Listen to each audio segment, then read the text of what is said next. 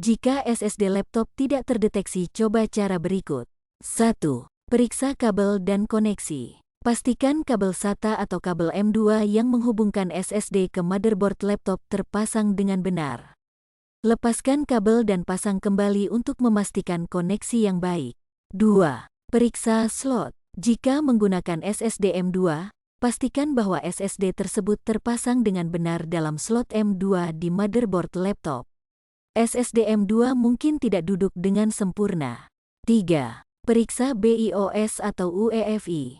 Buka pengaturan BIOS atau UEFI laptop dan periksa apakah SSD terdeteksi di sana.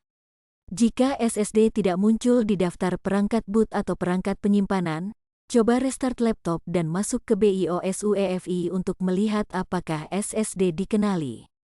Jika SSD tidak terdaftar, itu bisa menjadi indikasi masalah perangkat keras. 4.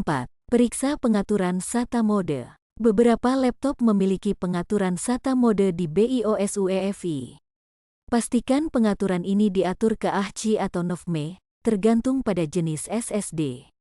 Mengubahnya dari ID ke AHCI atau NVMe bisa membantu SSD terdeteksi. 5. Coba port SATA atau M2 yang lain. Jika laptop memiliki beberapa port SATA atau slot M2, coba pasang SSD ke port atau slot yang berbeda. 6. Periksa kompatibilitas. Pastikan bahwa SSD kompatibel dengan laptop Anda. Beberapa laptop mungkin memiliki batasan kompatibilitas dengan jenis SSD tertentu. 7. Periksa SSD di komputer lain. Jika memungkinkan, pasang SSD tersebut ke komputer lain untuk memastikan bahwa SSD tersebut berfungsi dengan baik. Jika SSD tetap tidak terdeteksi di komputer lain, ada kemungkinan SSD tersebut rusak. 8. Perangkat keras yang rusak. Jika semua langkah di atas gagal dan SSD masih tidak terdeteksi, ada kemungkinan bahwa ada masalah perangkat keras pada SSD atau motherboard laptop.